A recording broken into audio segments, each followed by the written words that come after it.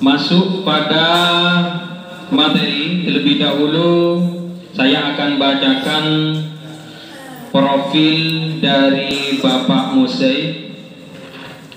Nama Musei, tempat tanggal lahir Pamekasan 06 September tahun 1984, alamat Patemon, Pamekasan. Pengalaman pendidikan, sekolah dasarnya ditempuh di SDN Palangan Daya 4. Sekolah menengahnya ditempuh di MTS Pondok Pesantren Miftahul Ulum Toronan Berleke. Sekolah menengah atasnya ditempuh di Sekolah Menengah Kejuruan Negeri 1 Pamekasan.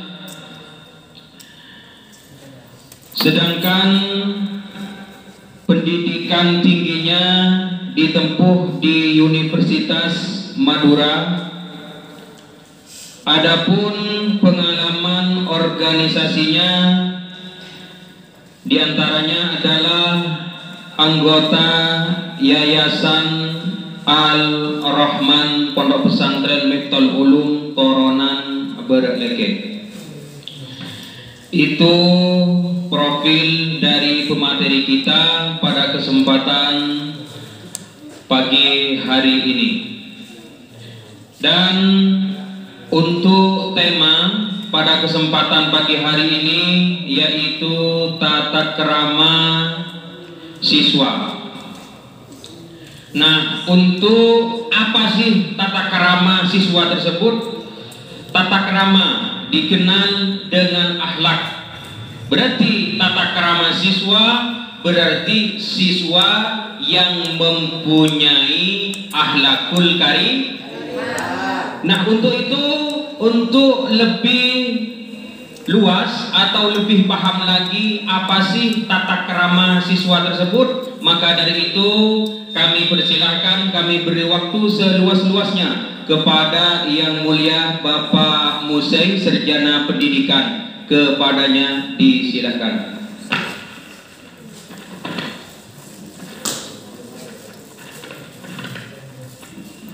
Assalamualaikum warahmatullahi wabarakatuh.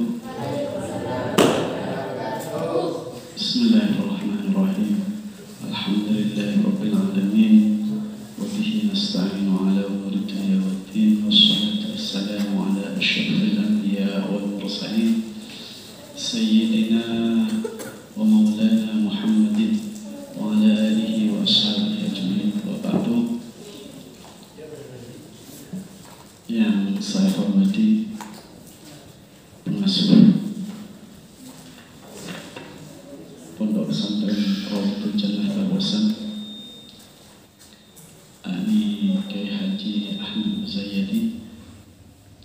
Yang saya hormati struktural kepengurusan lembaga pendidikan di bawah naungan Yayasan Rawdatul Jannah Tabosan, SMA dan SMP, utamanya kepala sekolahnya beserta staf-stafnya. Tak lupa pula yang saya hormati juga seluruh jajaran Dewan Guru dari tingkat SMP sampai tingkat SMA, adik-adikku, anak-anakku yang berbahagia.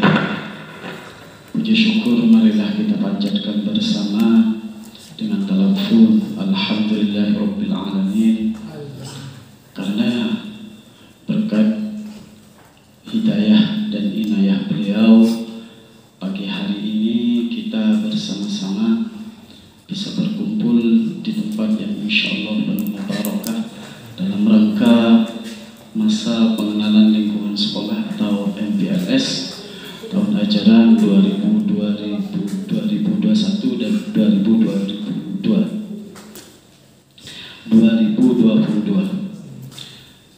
Salawat dan salam marilah kita haturkan kepada junjungan kita Nabi Allah Muhammad Ibnu Abdullah yang telah mengangkis kita dari jurang kebodohan pada alam yang penuh keilmuan yang insya Allah seperti yang kita rasakan pada pagi hari ini. Ada anakku yang saya cinta dan sayangi. Untuk yang pertama,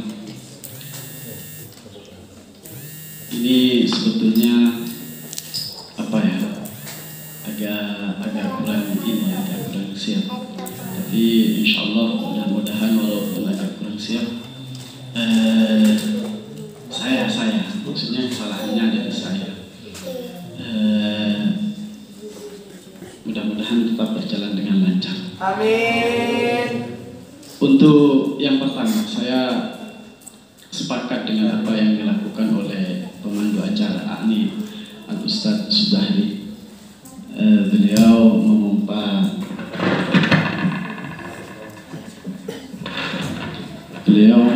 semangat adik-adik sekalian dengan beberapa slogan dan beberapa action yang insya Allah bermanfaat. Saya juga punya sedikit seperti itu, tapi ini bentuknya agak berbeda. Ada, kalau saya bilang Allahu Akbar, kalian bilang Allahu Akbar, siap? Oke. Kalau saya bilang Alhamdulillah, kalian bilang Alhamdulillah, siap? Kalau saya bersolawat, maka kalian harus menjawab solawat saya, siap? Oke. Allahu Akbar. Allahu Akbar. Tangannya diinikan. Allahu Akbar. Allahu Akbar. Islam, yes. Islam, yes. Alhamdulillah.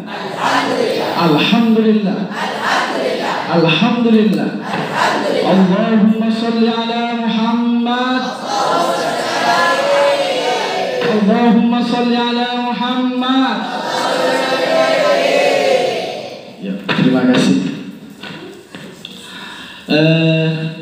Anak-anakku, adik-adikku yang saya cinta sayangi, materi saya adalah tentang tata krama. Seperti yang disampaikan oleh Bapak moderator barusan, bahwasanya tata krama itu sama dengan akhlak. Lah kalau pendekatannya itu adalah tata krama, itu hanya translate saja dari bahasa Arab ke bahasa Indonesia yang agak sopan. Sebetulnya ya sama, tata krama dan akhlak itu sama. Tata krama dan akhlak itu sama. Yaitu tentang salah satu dimensi yang paling urgen dalam Islam.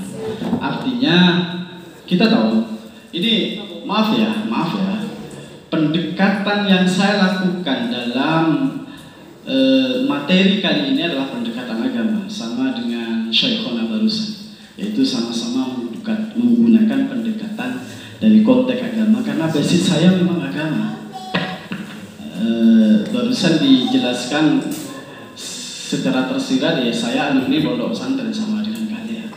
Jadi pendekatannya tetap pendekatan agama, tapi insya Allah sedikit-sedikit juga akan menyinggung ditinjau dari sisi pendekatan ilmu pengetahuan nanti insya Allah. Mudah-mudahan saya mampu. Amin. Allahu Akbar. Allahumma sholli ala Muhammad. Terima kasih. Jadi yang saya berangkat dari ini, 3 faktor yang merupakan dasar dari Islam yang tidak harus dimiliki oleh setiap mukmin, yaitu ada 3. Yang pertama dikenal dengan istilah iman. Yang kedua dikenal dengan istilah Islam itu sendiri, ihsan. Yang ketiga ihsan. Yang kedua Islam, yang ketiga ihsan. Jadi itu tiga serangkai yang tidak boleh tidak harus dimiliki oleh setiap individu dalam rangka mendekatkan diri pada Allah Subhanahu wa Ta'ala. Dimulai dari yang pertama disebut dengan istilah iman, yang kedua Islam, yang ketiga itu ihsan. Yang mana? Saya jelaskan satu-satu dulu ya. Iman itu konteksnya adalah kepercayaan. Kepercayaan kita pada sesuatu yang wajib kita percaya. Insya Allah ada berapa rukun iman? Kalau nggak tahu ide ya terlaluan. Nah itu yang iman. Terus Islam ini ranahnya itu adalah syariat. Saya singkat sebagai syariat. Jadi seorang hamba setelah beriman harus melakukan syariat. Dan di dalam syariat ada ihsan. Salah satu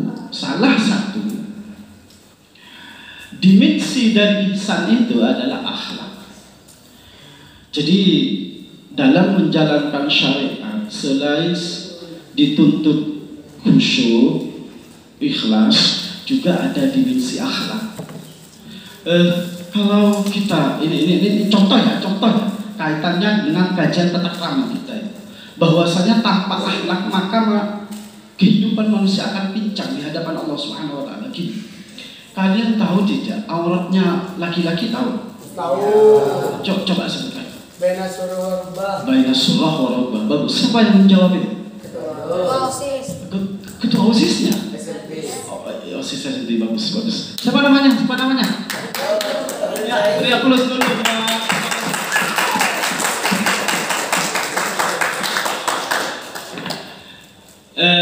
Baina surah wal. Tapi coba lihat secara pandangan kalian, ada orang laki-laki sholat yang hanya nutupi baina surah wal rubah, elok apa tidak kira-kira? Tidak. Sopan apa enggak? Tidak. Artinya gini, hati kita itu nolak banget gitu loh. Ketika ada orang melakukan sholat hanya nutupin baina surah wal rubah, padahal itu dari hukum syariat sudah sah, tapi penglihatan kita itu nolak banget. Kita langsung dapat menjustifikasi ini sholat tak benar, gitu kan? Ini dimensi akhlak. Ini contoh dari urgensi akhlak atau tata krama yang merupakan tema kita saat ini. Bisa diserap ini? Bisa dipahami? Bisa dipahami? Paham?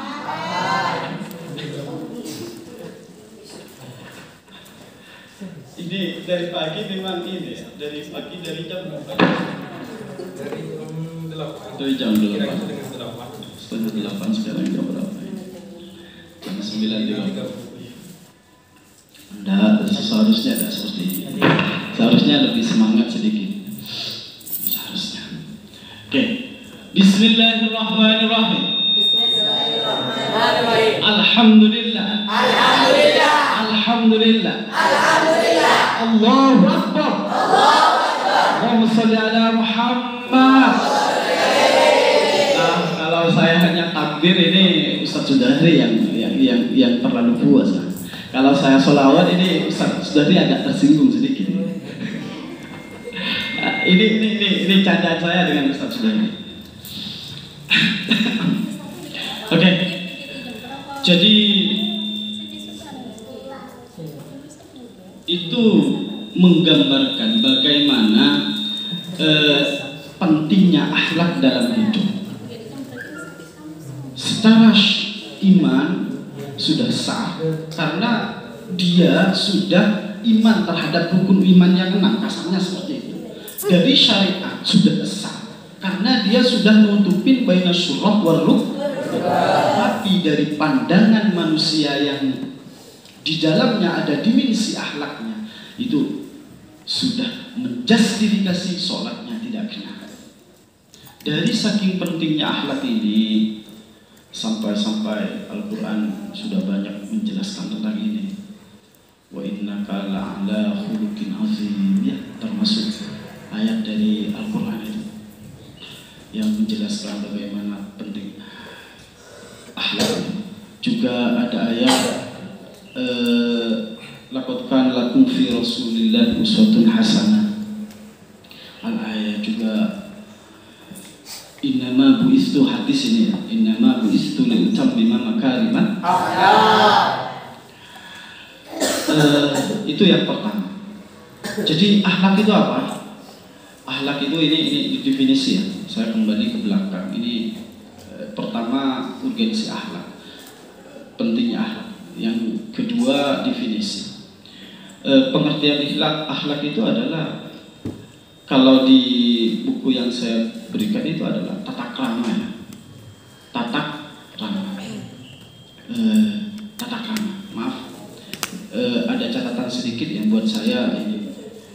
Kalau dilihat dari konteks ini, yang dimaksud dengan tata krama itu tidak hanya dalam ranah perbuatan, tidak hanya dalam ranah perbuatan. Ini apa? Akhlak itu tidak hanya dalam ranah perbuatan, tetapi berangkat dari hati. Ini sudah saya jelaskan di depan murid-murid saya, bahwasanya hakikat akhlak itu berangkat dari hati, terus ujungnya pada perbuatan, ujungnya pada action. Makanya kadang-kadang saya sering mengkritisi kalian ya, ketika ini kalau hanya untuk agung-gerunggung kalian itu menghormat gurunya, mending Anda usah. Ada gurunya pakai sepeda, lalu kalian agak buru-buru, lalu kalian berdiri dan seterusnya. Nah itu saya katakan itu tidak usah. Karena sebetulnya akhlak itu harus berangkat dari hati. Dan hati ini dimensi akhlak yang pertama. Hati ini harus juga penuh dengan akhlak. Bahkan pusat dari akhlak itu sebetulnya hati. Yang dikenal dengan istilah nanti mungkin ada ya, karakter. Karakter itu intinya ya, karakter jujur, karakter tanggung jawab, disiplin, semangat, macam-macam itu. Itu semuanya tertanam di hati dulu. Masuknya dari otak, lalu tertanam di hati untuk dapat dikerjakan atau diaplikasikan dalam hidup. Makanya dimensi yang pertama dari akhlak itu adalah hati. Baru dari hati dimanifestasikan, dipancarkan melalui tindakan dan melalui perkataan. Melalui tindakan dan perkataan. Jelas ini ya. Jadi kalau definisi akhlak ya tata krama. Tata krama di sini cakupannya termasuk tata krama jiwa, artinya tata kramanya hati. Tata kramanya hati. Nah, ketika jiwa yang luas kajiannya, ada otak juga di sana. Ada otak. Itu. Jadi yang pertama pengertian, yang kedua dimensi dari akhlak. Pertama, posisi akhlak dalam kehidupan umat manusia, bahwasanya itu terkategori sebagai bentuk ihsan yang merupakan salah satu hal yang wajib bagi seorang hamba untuk ada dalam dirinya. Ihsan, yang hakikat dari ihsan itu adalah akhlak. Ini yang saya terangkan dari depan. Terus yang kedua, pengertian dari akhlak yaitu tata krama. Tata krama kali itu cakupannya 3. Pertama hati, yang kedua perbuatan, yang ketiga adalah perkataan. Nah, itu sangat sederhana sebetulnya. Allahumma sholli ala Muhammad. Allahu Akbar. Allahu Akbar. Alhamdulillahirabbil alamin. Terus ya kalau macam-macamnya ya banyak nah. Tata krama itu banyak macam-macamnya. Tata krama ke orang tua. Tapi gini, tak warai. secara lahiriah manusia sejak lahir itu sebetulnya sudah diberi oleh Allah satu kecerdasan yang mengarah pada berkembangnya akhlak manusia. Coba ini, walaupun kalian tidak pernah belajar, ini kecerdasan akhlak yang diberikan oleh Allah. Walaupun kalian tidak pernah belajar, tak pernah belajar dimanapun dan kapanpun, tak pernah sekolah. Tapi ketika misalnya orang itu lewat di depan sebuah ruangan, yang dimana ruangan itu digunakan untuk belajar, dan ruangan itu ramai, banyak orang gejek. Walaupun dia itu tak pernah belajar tentang teori akhlak, maka pikiran dia tetap menolak. Takun kami tak pernah belajar teori akhlak, lebatnya dan kelasan beben, seprapan ramit ben aku jok bangku asal sana. Kira-kira kesannya bagaimana? Beda orang tani tak pernah duduk, tak pernah sekolah, iya kan? Lebat iadekna kelas sabun sedimah kelas sabun tadi kuruna bona gojok sekancaan bangku tak lagi. Kira-kira pikirna orang tani selebetnya dan bener dari mana? Ayo, ada yang berani jawab? Ada yang berani jawab? Ada yang berani jawab? Kira-kira ini pertanyaannya, jawabannya tidak mesti. Hanya pendapat kamu kira-kira orang lebat ceria beda apa yang pikirnya? Kira-kira mau cari lemah? Gimana? Orang ya bagus. Siapa namanya ini? Imron. Iya, Imron. Bagus. Ada yang lain? Jawabannya? Pak. Bagus. Ada yang lain? Namanya siapa ini? Siapa nak? Iya, ini pandangan saya kurang ini. Terus ada yang lain? Pakl, kurang akhlak, terus mungkin tidak diajari oleh gurunya. Jawabannya kalian rata-rata adalah semuanya negatif. Artinya gini, pasti pandangan orang yang tidak belajar akhlak yang lewat di depan kelas kalian itu pasti pandangannya itu jelek pada kelas kalian. Ya benar? Ya. Itu menunjukkan bahwa sejak lahir oleh Allah kalian memang diberi kecerdasan akhlak itu. Sehingga walaupun tidak pernah belajar, ngerti bahwasanya tata krama kelas anak kelas ini tidak bagus. Padahal tidak pernah belajar. SD tidak lulus, TK bahkan tidak pernah. Madrasah Kungerambu ke kelas 2, dia buta huruf, ngaji tidak tahu. Tapi lebat dia ada kelas saya dia akan berkomentar. Kelas saya tak kenal. Mesti gitu. Menunjukkan bahwa dalam diri manusia mulai dari lahir oleh Allah sudah diberi kecerdasan akhlak untuk dapat dikembangkan ketika manusia sudah dewasa dan dewasa. Bisa dipahami? Nah, potensi yang dari Allah ini, bawaan ini, gen inilah yang harus kita kembangkan agar kehidupan kita nyaman. Karena salah satu fungsi dari akhlak itu membuat kita nyaman, hidup itu nyaman. Coba, disiplin itu masuk akhlak apa enggak? Disiplin itu masuk akhlak apa enggak? Allahu Akbar. Allahumma sholli ala Muhammad. Disiplin masuk akhlak apa enggak? Masuk akhlak. Lah, rasa disiplin, keinginan untuk disiplin itu adalah termasuk kategori saya mau kehilangan bahasanya. Apa urusan yang saya mau jelaskan? Tujuan dari akhlak adalah ketenangan. Salah satunya adalah ketenangan orang yang ketenangan.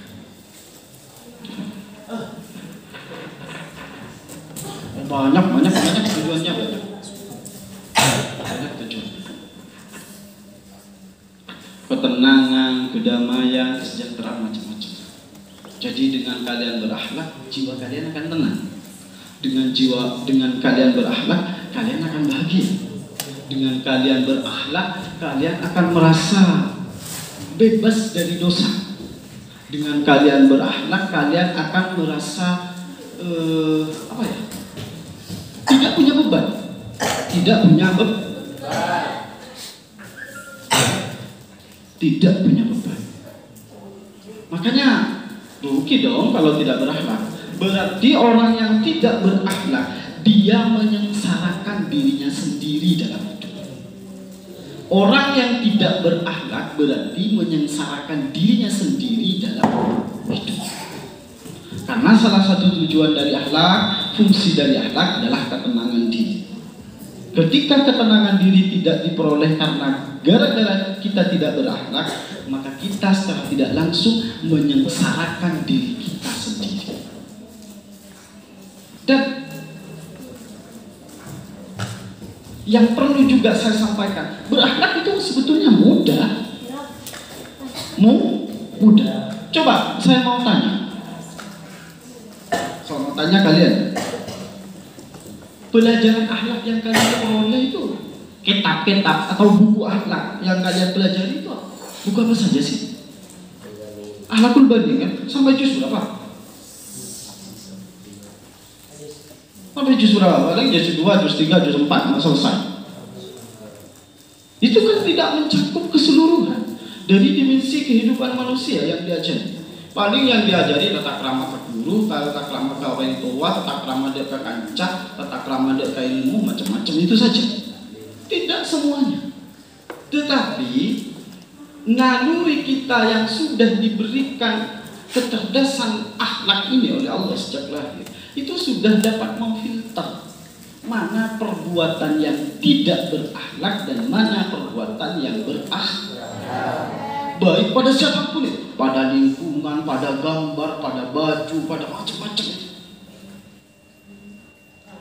Ada akhlaknya tidak terhadap baju? Ada akhlaknya tidak pada baju? Siapa yang ngajari kamu itu bahwasanya ada akhlaknya pada baju? Ayo siapa? Tidak ada kan? Tidak ada. Mungkin kalau usaha ada, tidak ada. Tapi kita tahu sendiri kan, dan itu adalah kebenaran. Karena memang kita diciptakan oleh Allah bersama dengan unsur kecerdasan Tado yang ngajar, mun songkok usaha pada iya, mun kelampi usaha pada iya, mun sandal usaha, dah ada itu. Tapi kita tahu kan caranya ngerawat berakhlak yang baik pada sandal dan seterusnya. Ini maaf ya agak caranya lancar. Allahu Akbar. Allahu Akbar.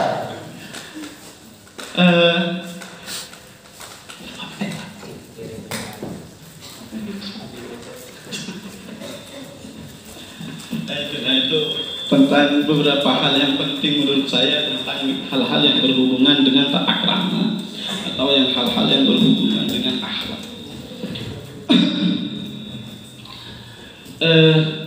Mungkin yang perlu saya perdalam sebentar lagi. Mungkin yang agak perlu saya perdalam itu tentang manfaat akhlak ini. Apa sih gunanya akhlak itu? Gitu ya. Selain barusan yang saya sudah agak singgung itu, bahwasanya membawa ketenangan, membawa kedamaian, membawa kesejahteraan, membawa itu.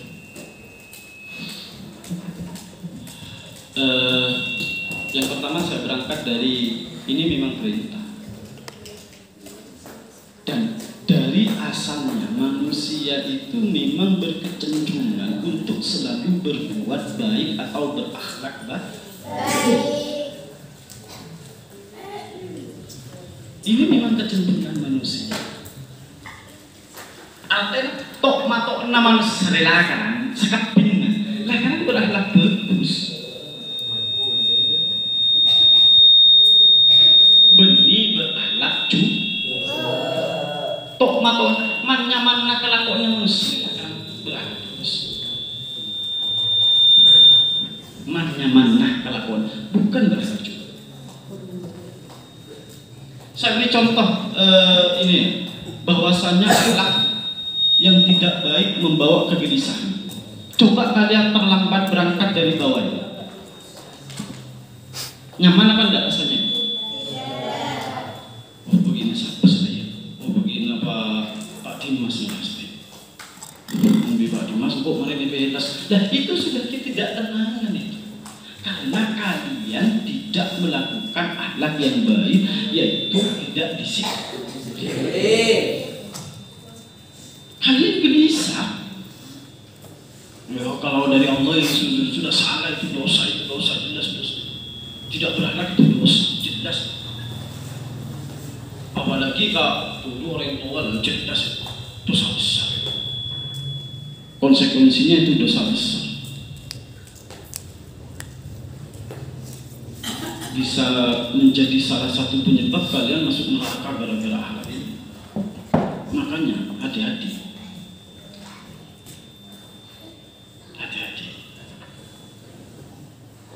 Itu salah satu contoh bahwasanya ketika kalian tidak melakukan akhlak yang baik, maka hidup kalian tidak akan merasa nyaman. Coba gini. Kayak lagi ini atau ini beda polongan, capok butun. Ini capok butun. Karena lebih dah senang ke polong, muntah entak rasa tak nyaman. Sana nak beun makan bengan deh. Sehingga beun bila beuleuh ya boleh kenengan seperti ini tas langker. Lah beun dia ternyata tak aneh hasilnya tepat. Tak aneh hasilnya tepat. Beun senyaman dia muncul.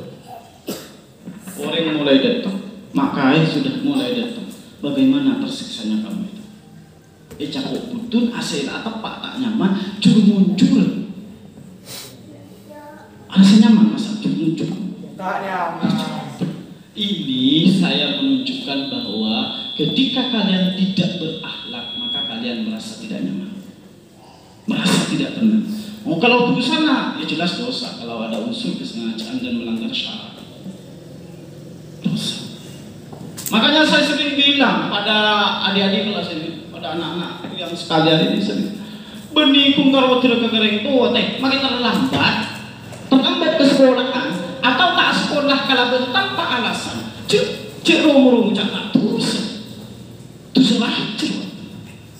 Karena sekolah itu wajib lagi, di pesantren itu wajib lagi, sedangkan kalian lepas lagi dari pesantren terus saja. Nih, terus saya ngerti.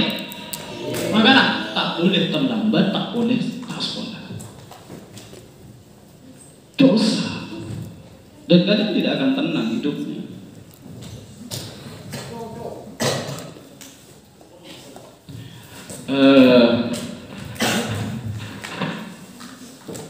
Itu sekilas tentang akhlak.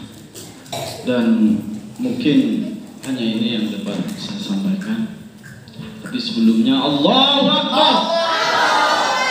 Alhamdulillah. Allahumma sholli ala Muhammad. Jika ada hal-hal yang kurang berkenan, saya minta maaf yang sebesar-besarnya.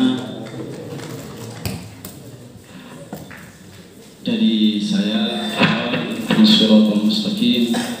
Assalamualaikum warahmatullahi wabarakatuh.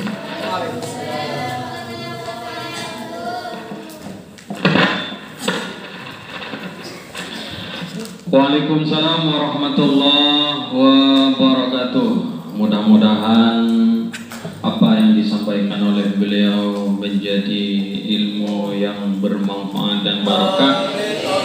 Dan kita doakan semua guru-guru kita yang pernah mendidik kita, semuanya yang lagi sakit, mudah-mudahan cepat disembuhkan oleh Allah Subhanahu wa taala. Dan yang sehat mudah-mudahan selalu diberi kesehatan dan umur panjang oleh Allah Subhanahu wa taala. Amin amin ya rabbal alamin. Allahumma shalli ala Muhammad.